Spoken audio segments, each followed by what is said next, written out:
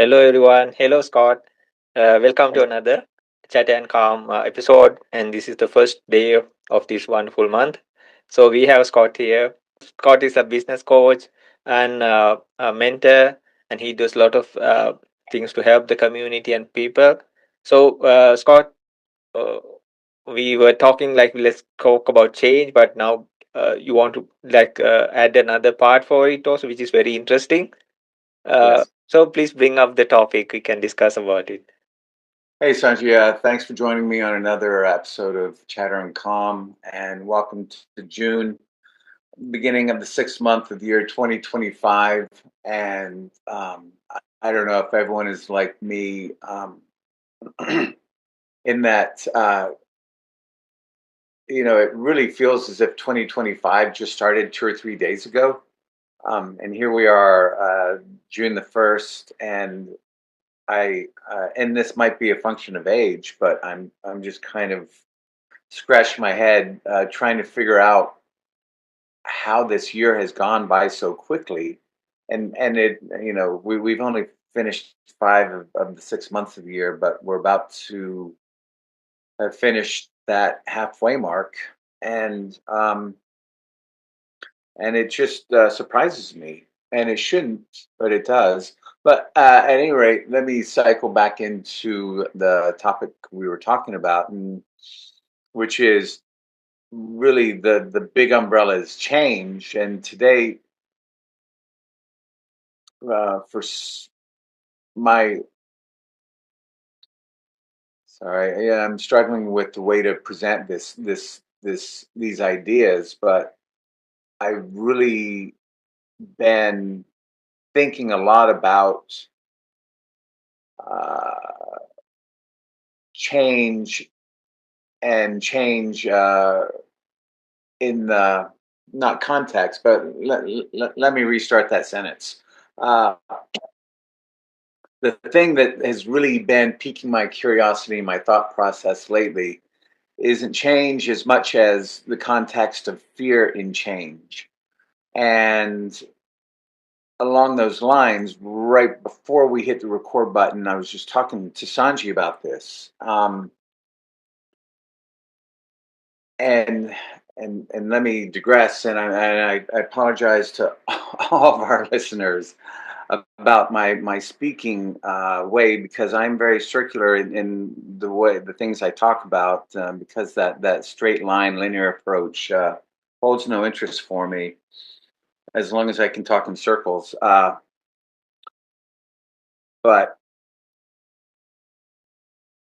what I was talking to Sanji about right before we hit the record button was this context of fear and almost embracing it, because when you're looking at or listening, yeah, because I feel probably a lot of us aren't necessarily buying self-help books. A lot of that information is being thrown at us through social media. So when you're listening to the 15 to 30-second to 2 minute social media clips, a lot of them will talk about diving into fear, and and let's be clear, and let's define these two things, or not define, but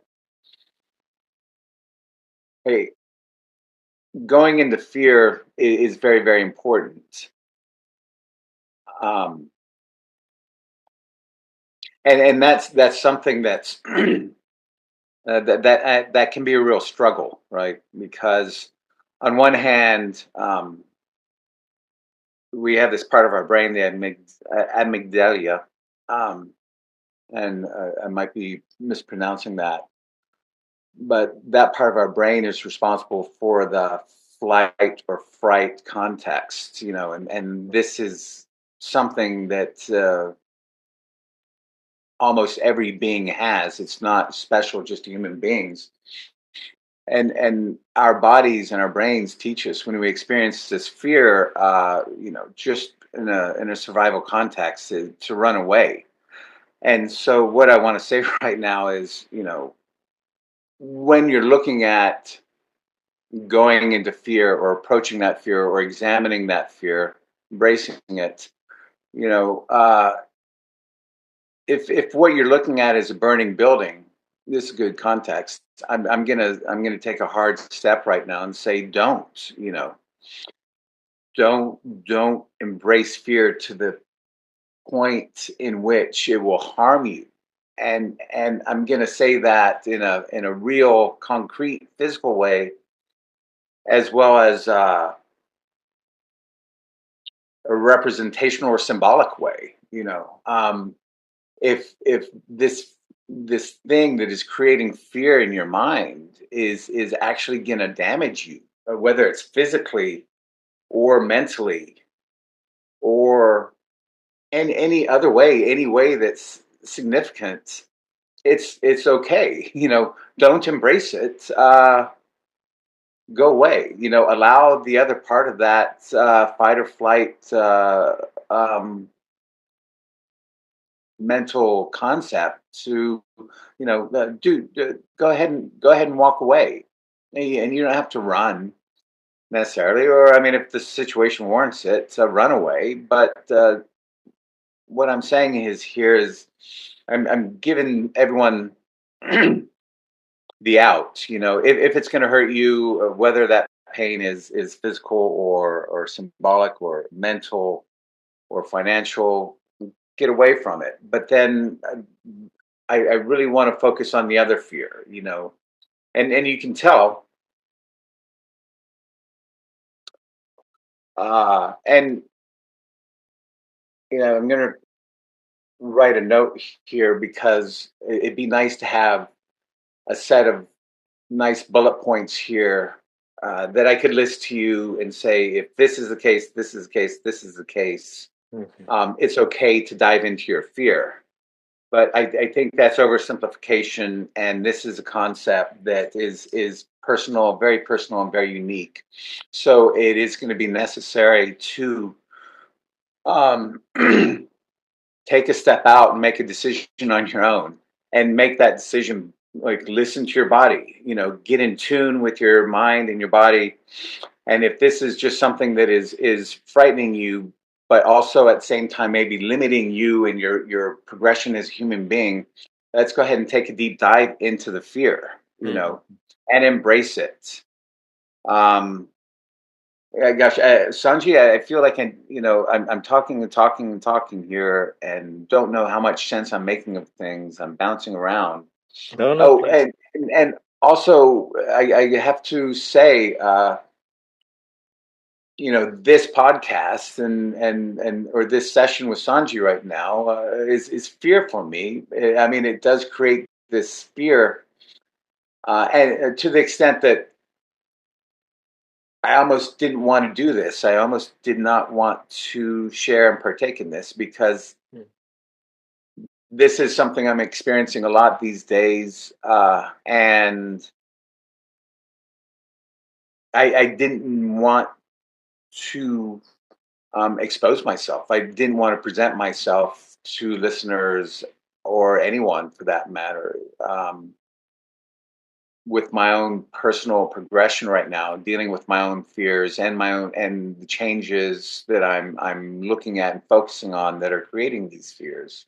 And I don't want to people. I don't want to be seen as someone who's struggling or having to contend with these issues. But then also, like, I know that by not dealing with these issues, it is very limiting. And there's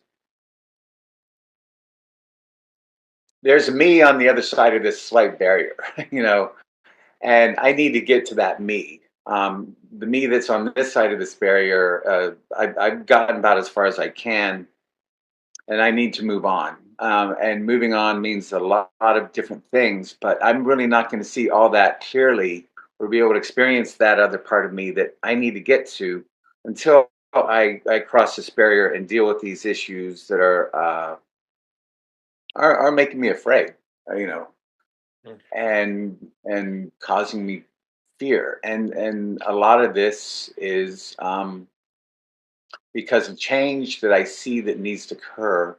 but I am afraid of doing that. Anyway, Sanjay, I asked you to jump in, and then I kind of stopped. But I do feel you have something to contribute at this point. Uh-huh. Yeah, yeah, Scott. Yeah. So fear is a big thing in part of our lives. And not all human beings, like all animals, they have fear, no? So that is one part, it seems, in ancient scriptures, and also it's mentioned.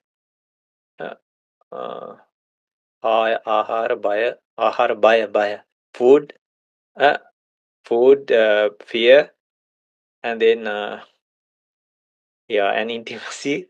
And Did you say intimacy? yeah, yeah, yeah.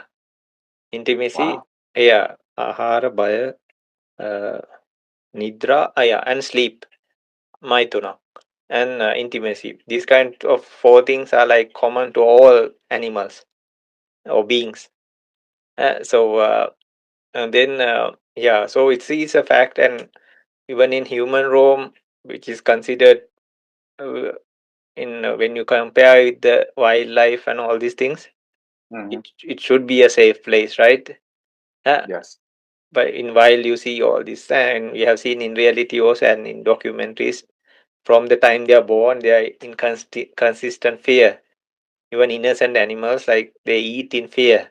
If you see a squirrel or rabbit, no, a deer, they even the bigger animals who take as like predators, they are also in Hmm. fear, no, because like if they become weak or something happens to one of their paws or teeth even, and then even if they catch a prey or something like that, no, if they catch something as their food, but still there are animals who come to like steal it from them. So all this, and in the Yes. cub stages and all, even the ones in the higher up the ladder or the food chain, they when they are very vulnerable, right? Even in Yes. lions and all, like sometimes they have to be afraid of the male lion. And if they've sent like something like this is not my child or something, that's the end of that child, no, Mm. or the cub. So the mothers go and hide their children also, or the cubs. So it's always there. So there are animals who try to camouflage themselves. There are caterpillars who camouflage themselves as like snakes, or they put the toxins out. But there are animals who can even counter that those things. So, but being human, also Hmm. be from small days, there are so many things that happen. So it can be from like from life existence, or the things generally we have. Say somebody's in a war zone and they are so afraid of their life, they don't know what might happen next, right?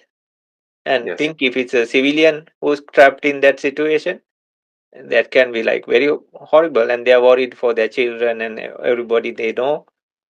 Uh, so, so in a way, like, or there could be somebody who is just worried about the next meal, next medicine, next place to stay. No, some people Hmm. have to move from place to place. They get kicked out or something, no, and Yeah. they are worried where can I stay the next night, no? Yeah. Is it Yeah. safe Yeah. or something like so? There are so many things: the economy, money, so many reasons. But most of the things like are taught for us from small days, because we when we were born we didn't have idea of this, right? But later Right. we come, because even a little child they would try to catch a snake, no, and I saw like some funny videos, like this little girl was carrying a snake and like coming to the house, and all the Right. adults were like screaming on top of their voices. But luckily, the snake maybe it's not venomous, so even if it's venomous, it didn't bite her, and she was Hmm. holding it like a toy, no, and everybody's like Right. screaming like on top of their voice, and so they don't know, right? So in a way, there's like some danger also involved in that. But in a way, like they don't carry this fear we carry now. Uh, but fear is Yeah. one mechanism that sometimes gets you prepared. But the negative factor is it can really sink you down. So Mm-hmm. we could be in any place, anywhere in the world, any age. But the thing is, like, fear can arise, and it is a part associated with anger actually, because it's very unpleasant, right? Sometimes with the parts that are It's very associated. well. Sorry. Wait, you said it's very ancient? No, what was the word you No, no, used? it's Yes, associated with with anger. anger, because anger, sometimes when the greed part happens, uh, it brings us pleasure. See, we see some food or something we really like, and we really feel greedy at that time. But Yes. it doesn't, like, it's not like really painful or like hurting, or you don't feel very low, not like that, right? uh, Hmm. but these kind of things what are associated with anger, there's no kind of even a little bit of pleasure involved in there. It's always like you feel very, it's very gross, rough, uh, and you feel very uncomfortable mentally and physically, both. So it's a Yes. good topic you bring it up. We'll talk about different aspects of this, and in different stages. Say a child is preparing for examination, uh, Uh, or so something, or they did something wrong, no, and then they are afraid like they might get punished. So from that on, or they broke something, no, and they don't know what to say. yeah. And as life goes on, we get more and more things to be more and more fearful sometimes, like the money, or what happens, or like different stages like you mentioned in our life. But it's a normal thing, and everybody goes through these things. uh, so Yes. we have to, like, we'll talk about these ways of countering it. It's um, yeah.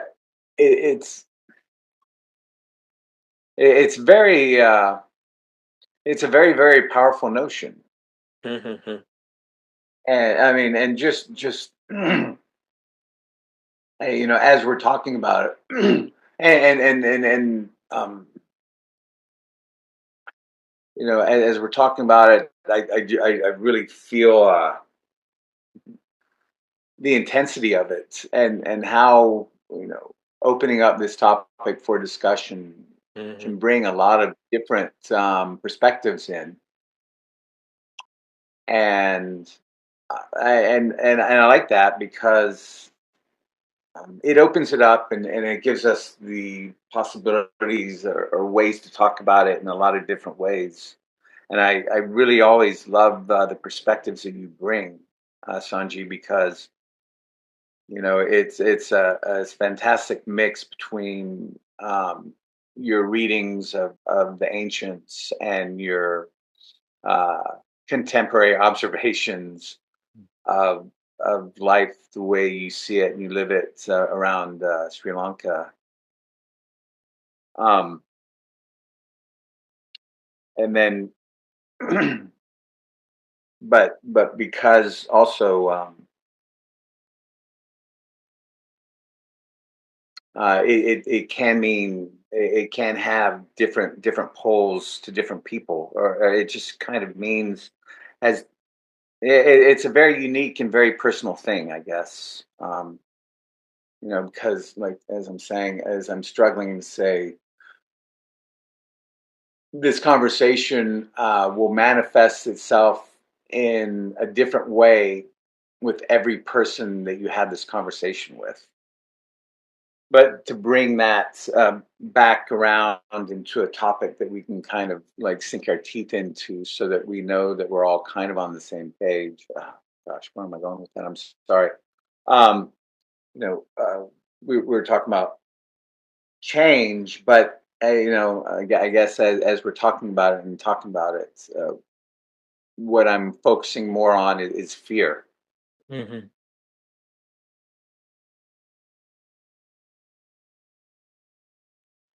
And as I say that, I slow down, and the way I deal with it and contend with fear is I intentionally slow down. I try to become very, very present, and I really breathe into it because again, I look around, and this is something I got from a therapist I speak to still. Mhm. And in the beginning, when I was speaking to her, she'd say, "Look around as you're feeling and experiencing this fear. Look around. Is there a fire? Are you in danger?" Mhm. That's the first thing to look at. And there's no fire here, and there's no imminent physical danger. Mhm. So I guess that's the primary criteria that you have to evaluate when you're experiencing this fear, right? Look Mhm. around. Are you in danger? Are you in physical danger? And no, I'm not. It's Sunday morning in Texas. The sun is out. My big fear right now is, am I going to be too warm if the sun keeps on carrying through this? And am I going to be sweating? That's my big fear. Mhm. So, as I identify the fact that I'm not in imminent physical danger, I know that this is something that I need to take a dive into, and I have to do it with conscious and presence, and really conscience, presence, and I think the real key to getting into that space, that mental space that's your body is kind of trying to tell you that maybe you should be running away from, is looking into it with curiosity. Mhm. And then when you take that breath and establish that, you're not about to die, the thing that really takes that, I'm looking for a word that isn't fear, but the thing Mhm. that takes that physical tension out of your hands and your chest and your back and your stomach is by looking at it with wonder and curiosity. Okay. Mhm. And then taking that dive, and then asking those questions. What am I afraid of? What Mhm. is causing this fear? What does it mean to me? And I apologize. I'm this is very personal, like I said. And I did make a conscious decision. I didn't spend hours and hours and hours looking at this or researching this. I did want to talk about it Mhm. as directly in real time as it affects me as well.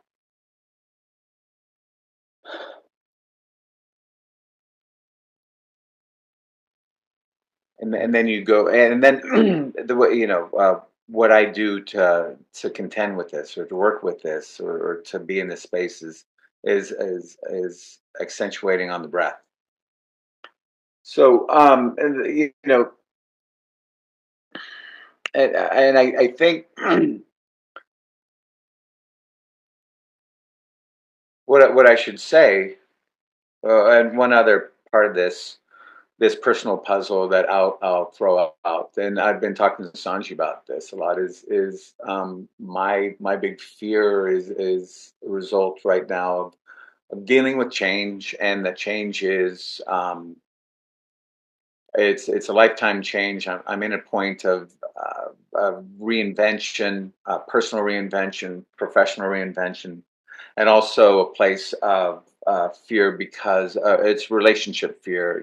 I've been in a relationship for 4 years. That relationship is largely over now, but dealing with the fear of these three things is, you know, I was about to say incapacitating, and I didn't want to use that word because it seems strong and powerful, but it's true. It's very incapacitating. It affects the way I do everything. It affects my interactions with others. It affects the way I work. It affects my perspective on things. And when I sense that all these parts of my life are being affected by this, what I do is I go look for something that's physically strenuous. I start doing physical work so I can get my body moving, get my blood flowing, and get out of that mental space, whether it's digging a hole in the ground or cleaning a car or organizing a room that otherwise is a huge. I mean, I could spend 2 days working on Uh-huh. this, Oh. and I'm not.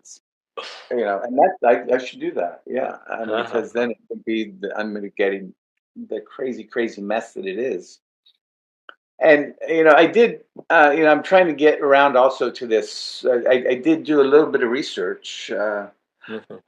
and here I'm taking a big right hand turn here because yeah, I'm exposing myself, which I'm kind of okay doing it. Well, I mean, I just did it, but that creates more fear, So I want to steer attention away from myself for a second, and talk about why change is feared. Let me just touch on a couple little things here. Sure. Um, because I felt when I took these notes that there was significant change is feared, uncertainty, loss of control, fear of failure, also a fear of not repeating past negative mistakes, and the threat to identity. Mhm. And those are all, hugely important points. And I'm sure that we could spend 2 hours talking about every one of these. Mhm. Um, and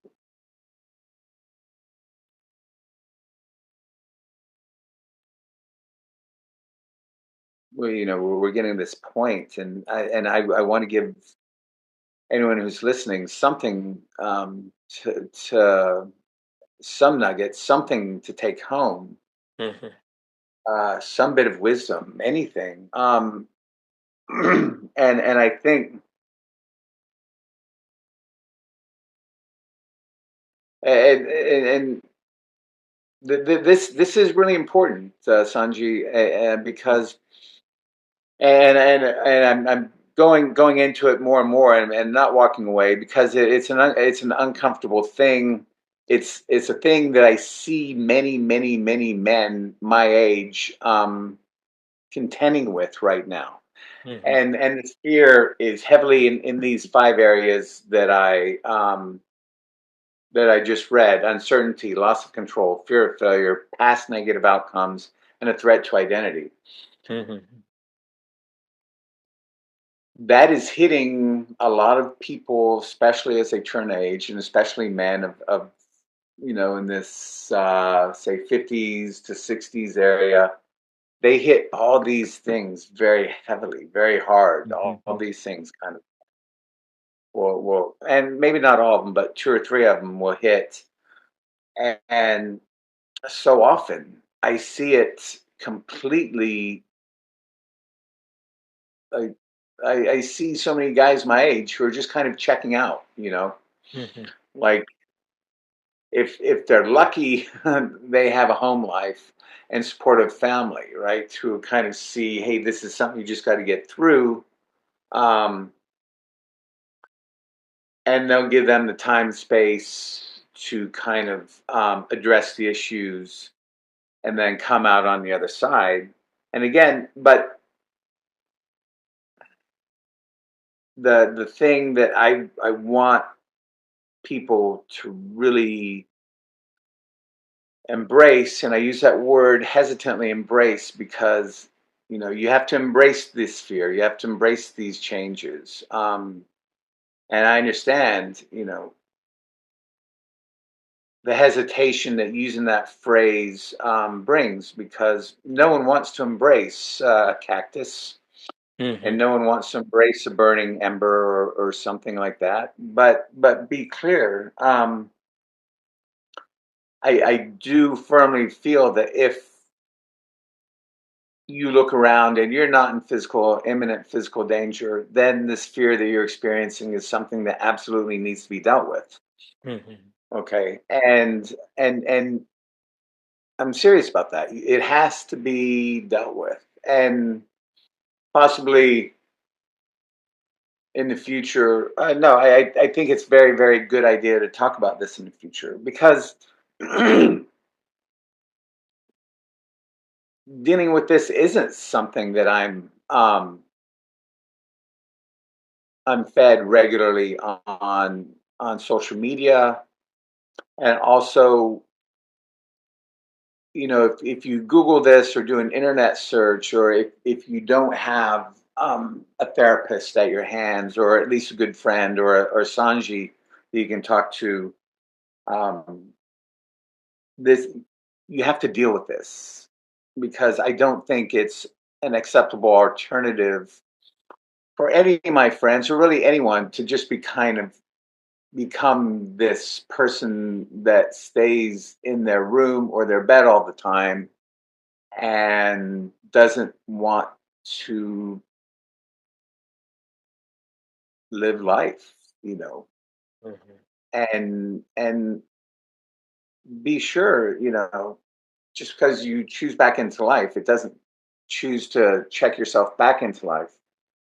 Doesn't mean that again in the future you won't come up and have to deal with situations and problems that cause, or maybe not cause, but create new sources of fear.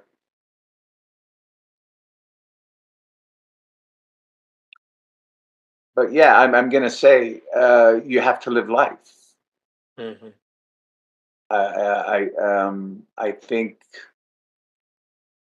not living life is a tragedy, Mhm. and uh, on many many levels. And it's a tragedy to people around you, but even deeper, it's a tragedy to yourself. And I'm sorry, Sanji, I'm kind of all over the map here, Mhm. and this should be organized a lot better. But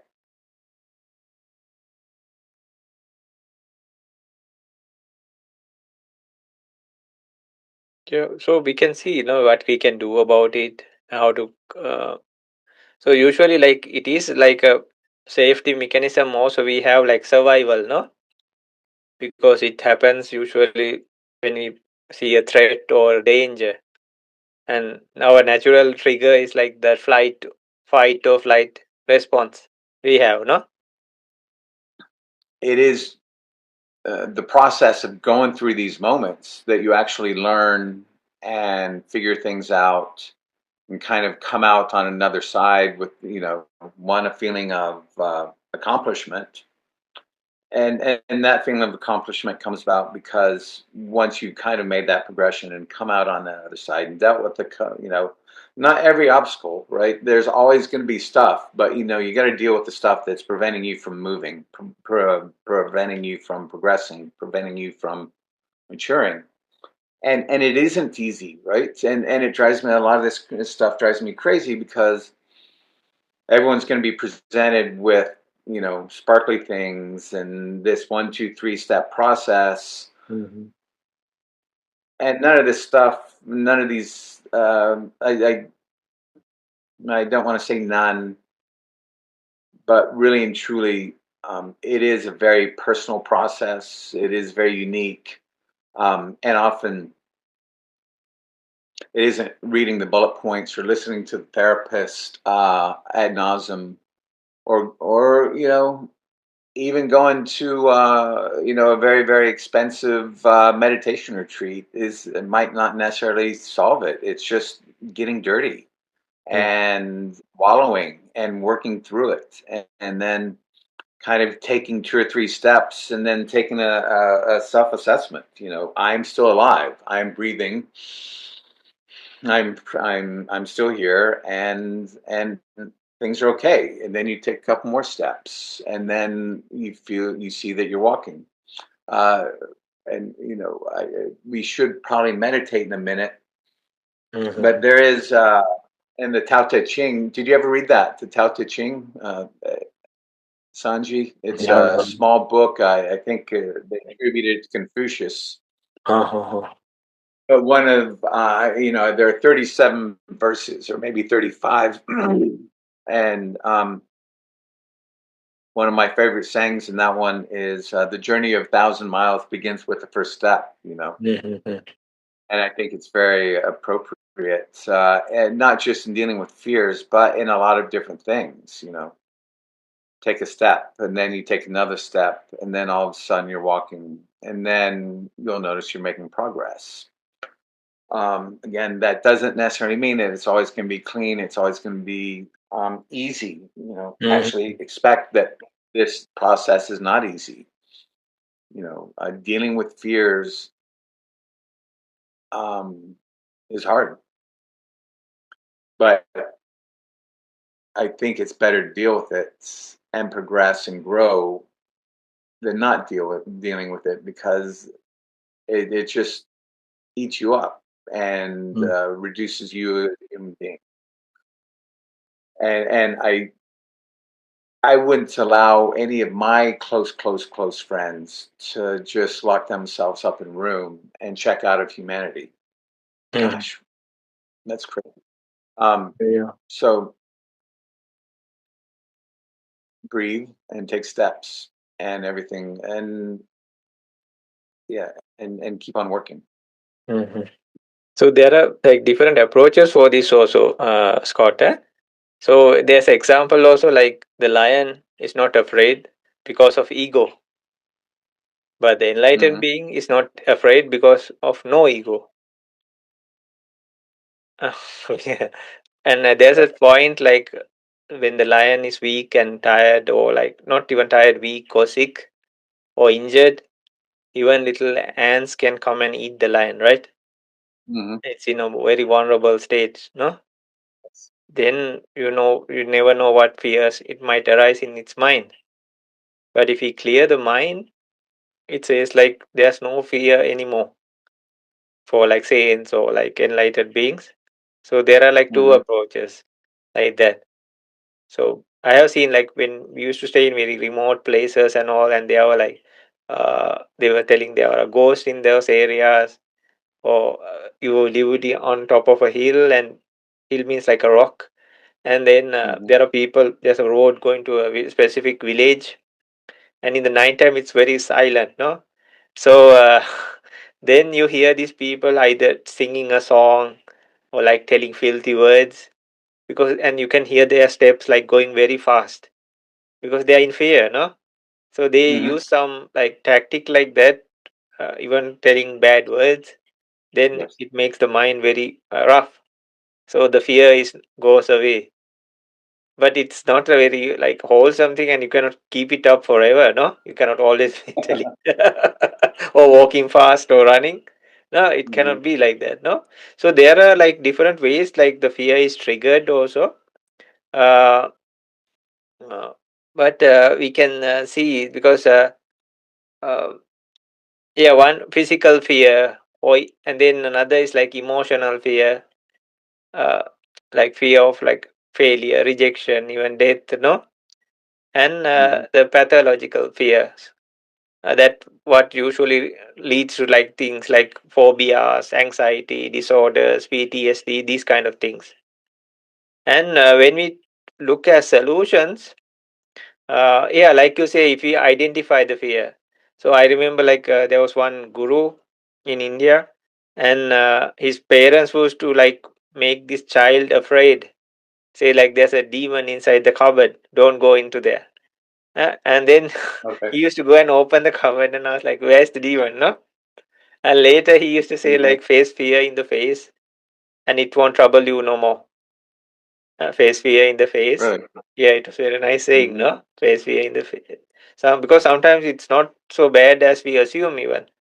Because we build up stories upon stories and layers upon layers, and then it really weighs us down and really like squashes a person, no? So Hmm. yeah, so that is another way, like we can really investigate, and like you mentioned, to get the understanding of what is really going on. And sometimes it's not as it seems, no, not huge as it seems. Yeah. So they say identify the fear clearly, no, and ask yourself the question, why am I in this fear? And what can happen, like the worst scenario, what can happen? Uh, because Hmm. people bounce back even if like floods or storms and all these things, everything goes in a moment. But there are people who come back, no, even come back Mhm. smiling, no, Yeah. and but surely like there's a healing process if some people pass away or something like that happens, but still they recover, right, after all that. Yeah. And Hmm. understand the source, no, the source, why it's happening, for what reason. And then we can see the physical, like you said, like when you feel it, you say, like you also said, no, like the heart, the stomach, the body and everything, you start feeling it. So Hmm. we can use things like for grounding methods. And they say even like challenge the thought process, huh? Like Yes. just ask yourself, why, what is the evidence you have this fear is true, or what is it, like should I be worried about it, or should I even, or another explanation, uh, Hmm. or how would you tell a friend maybe about this. Uh, and then when you expose this also, like you did and mentioned, Scott, many people hide it and keep, and then they think it's a sense of weakness, no. Yes. But when you mention, it becomes familiar, it becomes a normal thing, uh, more open to it than hiding it, because one person can be like suffering and keeping it inside, no. Yeah. So yeah, even it says like repeat again and again and see how it goes, and even track the progress of uh, how to say the successes you have to overcome it, and practice self compassion, and reframe failure, visualize success, even develop a mantra. uh, Yeah. so it says like a simple mantra like, I have done hard things before, I can do this again, like that. Hmm. And therapy, like you said, support groups, um, yeah, some call for medication also, but I don't know. And Hmm. there's a nice saying from Nelson Mandela, no, he said like courage is not the absence of fear, but the triumph over it. It's not the absence of fear, Hmm. but the triumph over it. So I think everybody goes through the individual, these kind of things at some age, some Hmm. stage. Say like we are, we might feel fear for the unknown. That's why they say like, even if somebody comes with a covered face, Yeah. people tend to like be afraid when they see the face, uh, a masked man or something. That naturally fear comes, no, because you don't know what to Yeah. do, or darkness for that matter. What to respond? Hmm. No, how can you respond to darkness? What is the response for that, right? So people Yeah. are afraid of the dark, no. Uh, so and then when sometimes even if a person doesn't put any kind of emotion, like either they're angry or smiling or nothing, that also triggers some fear, because we don't know what's the response it is, like what to do next. Like, is this guy trying to like be like aggressive, or like is he friendly, and nothing like that, no? So yeah, so that's why they say like in That's news. interesting now because Huh? a lot of people I've noticed do kind of I I do most of the time when I sense because there are people who look at you to try and determine their what their reaction should be, Uh-huh. and I always when I sense that I try and go with a very plain face because I want to know what other people's genuine reaction is, and I that's not why should that be based on their their assessment of me. Yeah. Mhm. But no, please, I didn't mean to steal No, no, no, your no train problem. of Yeah, yeah. talk there. And there was one Um, incident like there was in a particular country. I don't want to name the country. And then the yeah. person was just staring at them, it seems. So they didn't know what to do. Like one person was Mm-hmm. staring, just like with big eyes, just staring for a long time, just staring. So they came. They didn't know what to do, whether this person is friendly or angry or just staring with a plain face.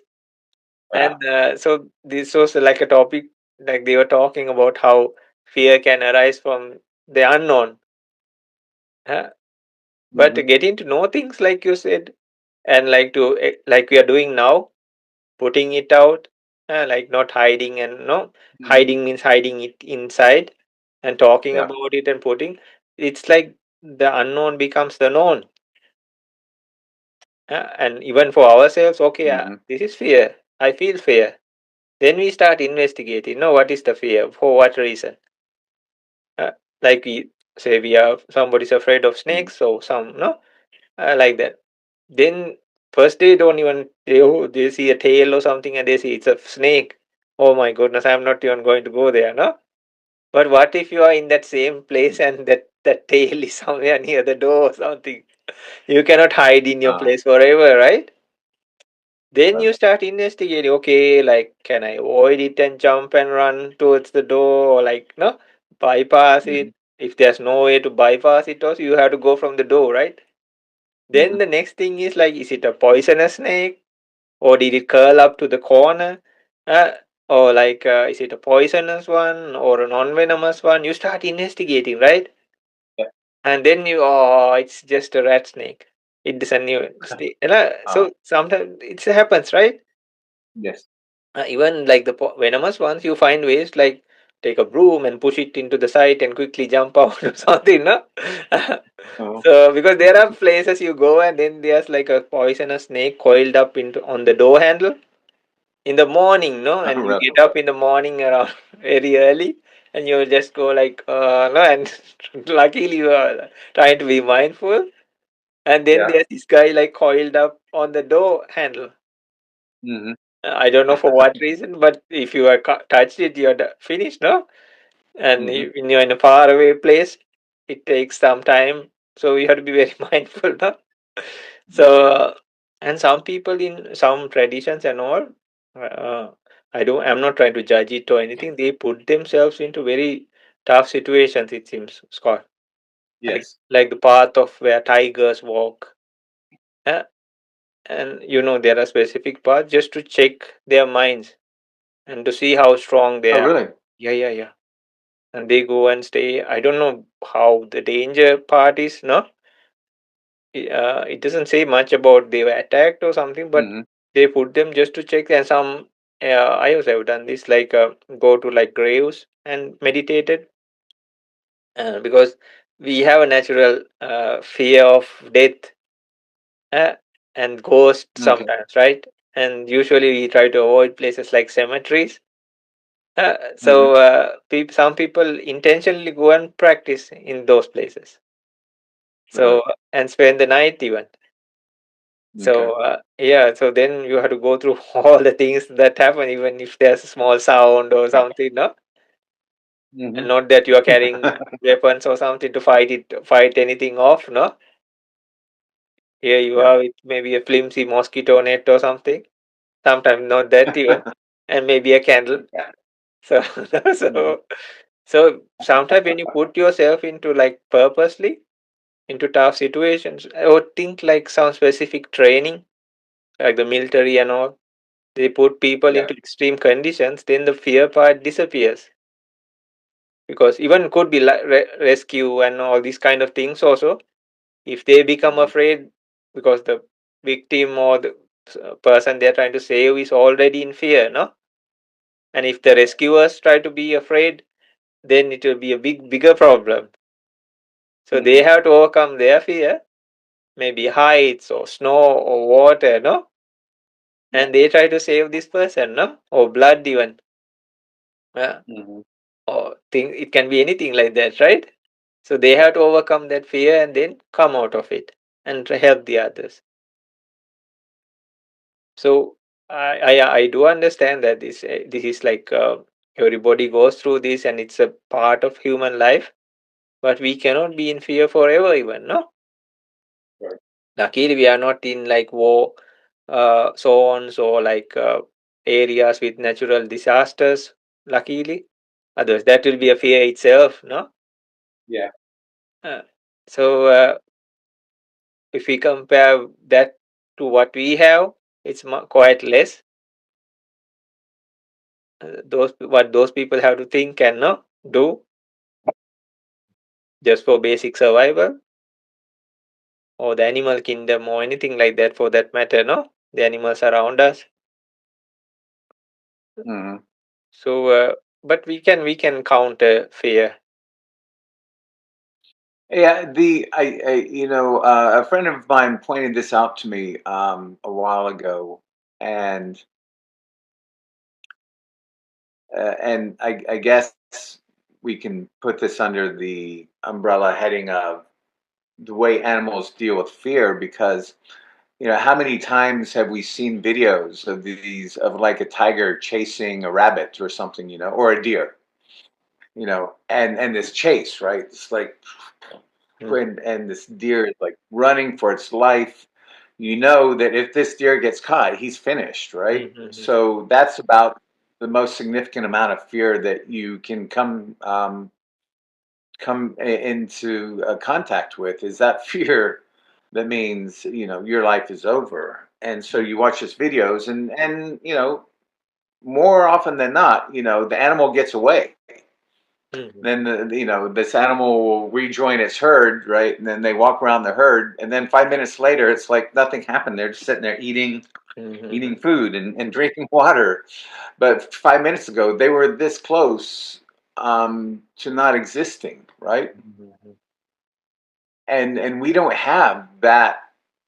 Human mhm, beings don't have that ability to, like, if someone was chasing us around with a big pipe threatening to kill us, mhm, for 20 minutes, and then we finally escape, and then we escape to our group of friends, or we're not going to go up, high five everyone, take a shot, and then start eating. We can't do that. Yeah, our response to that trigger isn't nearly as clean. mhm, um, mhm, and I admire the ability of those animals, right? They just mhm, like, hey, I'm with my family, everything's cool, I'm still alive, I didn't get eaten. Let's have a drink of water and eat, and then mhm, go run around and play. you know, mhm, um, they have a much better, cleaner, more efficient way of dealing with that. I don't know if that's the best analogy, but it's true. mhm. Would you like to meditate, Sure, Sanji? sure, sure.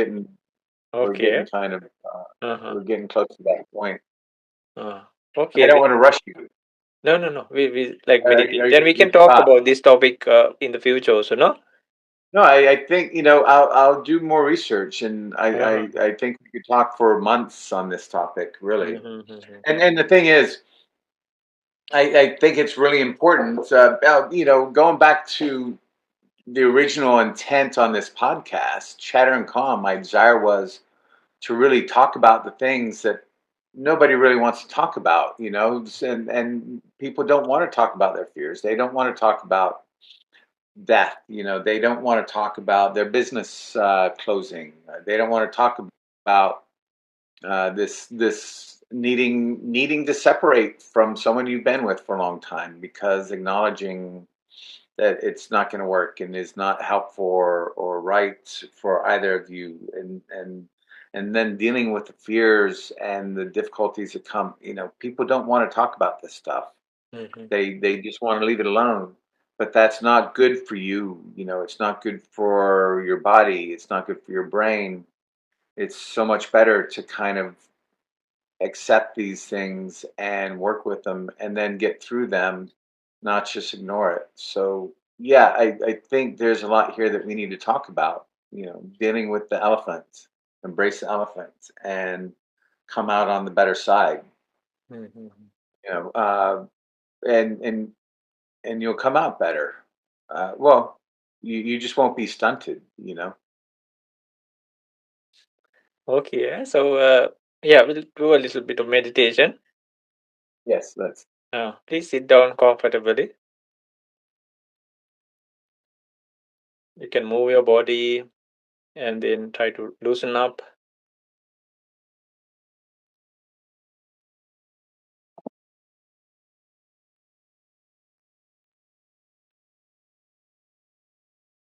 Sorry about that. Okay. Mm-hmm. Uh, and then we can use some grounding methods to feel more comfortable. Just we can first use the breathing. We can use counts. It's called like box breathing. It's like 4 4 4 4. Huh? Okay. Okay. So you inhale and count with your mind 1 2 3 4. Or you inhale like 4. 1 2 3 4. Eh? Mm-hmm. 1 2 3 4. You inhale, hold 4 4 4 seconds. 1 2 3 4. Exhale 4. 1 2 3 4. And then again hold for another 4 seconds. You get it? Mm-hmm. Inhale from the nostrils, counting 1 2 3 4. Hold it in. Hold it in for like 4 seconds. 1 2 3 4.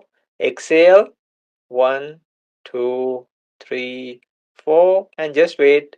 1 2 3 4. You get it? Yes. Okay. Yeah? We'll try one more time. Breathing in. 1 2 3 4. Hold it in. 1 2 3 4. Exhale either from the nostrils or the mouth. 1 2 3 4. Just wait without breathing.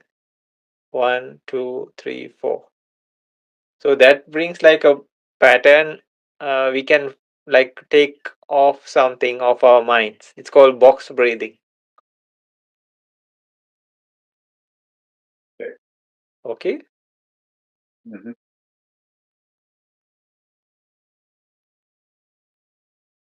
So just focus. Feel your soles of the feet touching the ground.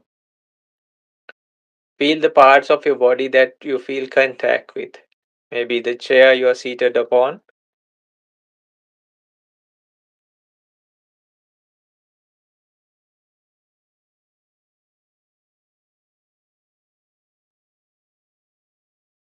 Maybe your thighs touching the chair. Your arms touching the arms of the chair. Your back.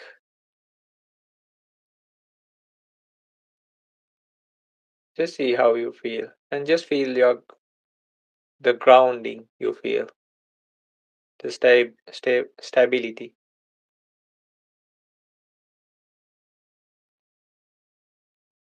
And what we'll try to do is we'll try to relax more, loosen up from the upper part of your head. Try to put your attention there. When you put your attention there, what happens is there are changes that happen. These are called mind-born materiality actually. Just like when you're upset, when you're anxious or afraid even. There are materiality factors that arise because of that particular mind. Now we are doing the opposite. So slowly move to your forehead area, eyes, the tongue and the teeth, sides of your face. Just put your attention there with a gentle mind. And it takes us away from these things like fear because you bring yourself to the present. Fear can arise because of past or the future. So usually future things are related with anxiety. Past things are usually with things that happen. That when you're focusing on the present, another good one is walking meditation. You can walk outside or even indoors, maybe with socks or like barefoot. and just feel the touch of the floor or the carpet or even what you are wearing as footwear touching your soles of the feet. You can walk fast even to burn it out and then slowly reduce the flow when your mind settles down. You can sit and meditate even. When once you sit down,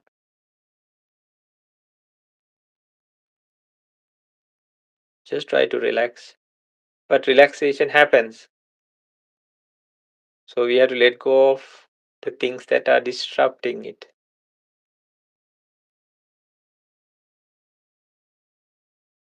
Then the back of your head, the neck region, the front part, the back, the shoulders.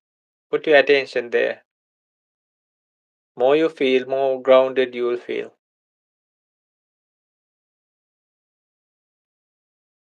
And then the chest area, abdomen. When you're practicing, take more time and see. Upper back, lower back, or experience. Then the arms, feel their presence. The upper part, the lower part, right up to the fingertips. Then even when the areas that you feel are on the cushions, and then the legs, try to release and let go any kind of excess effort or excess tension or tension in all if possible. Then the middle part of the legs, the lower part of the legs. You can change the posture, adjust the fabric of your clothing. You can do it a couple of times if needed. It becomes faster and faster. Then after that, slowly bring your attention to your heart region and just stay there without doing anything at all.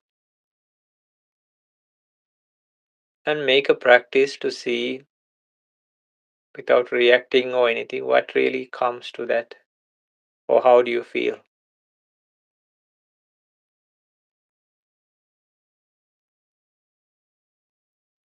You might feel you are in this empty room and people might come and go from to the room, but you have all this space. You just observe. So like that, this is a very good place to investigate the fear even. Be there in the heart base, the fully open mind, and just let them in. You can say, okay, come on, come in, and just see what happens. Even the body, how it reacts. But we don't get involved. We just try to be observer, be very mindful, very awake.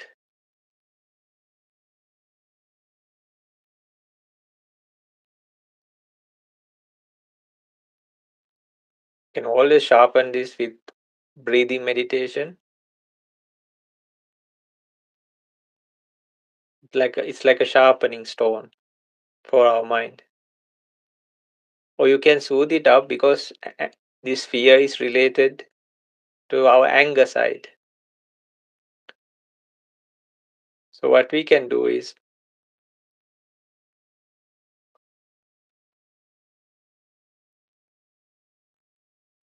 we can use loving kindness meditation. Take yourself, since you know your posture and everything, and while you are in the heart region, say, may I be free from this fear. May I be free from mental pain. Even the physical, no? May I be free from physical pain.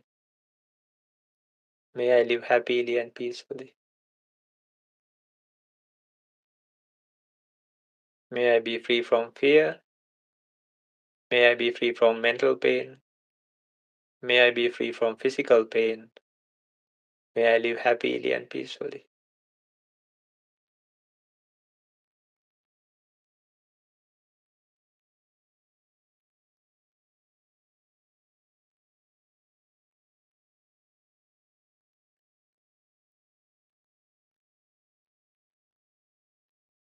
And again, after that, like a session of loving kindness, you can bring in those thoughts again. Watch the thoughts of fear, the sensations of fear, the emotions of fear.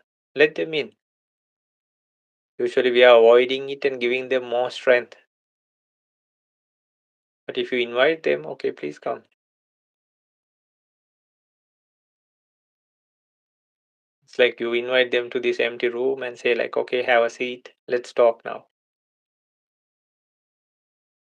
rather than trying to avoid it.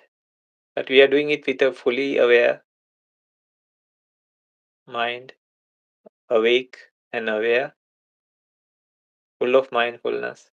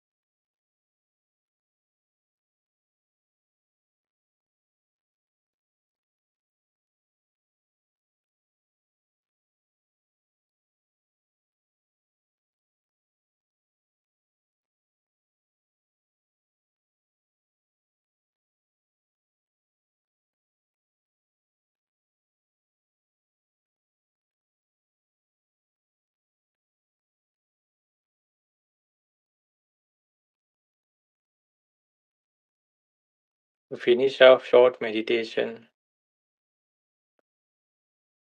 go to your heart area and think, may all beings be well, may all beings be happy, may all beings be peaceful, may all beings be well, may all beings be happy, may all beings be peaceful, may all beings be well, may all beings be happy, may all beings be peaceful. There's a very ancient verse. It says, Dukkha patachani dukkha, once in suffering be free from their suffering. Bhaya patachani bhaya, once in fear be free from their fears. Soka patachani soka, once in sadness be free from their fears. On to sabbe pipanino, may it happen to all beings. So with that beautiful thought, let's finish this meditation. Gently bring your attention to your eyes and slowly open your eyes.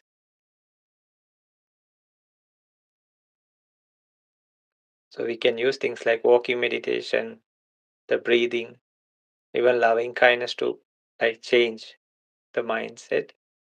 And then we can investigate and see these things also. What is really happening.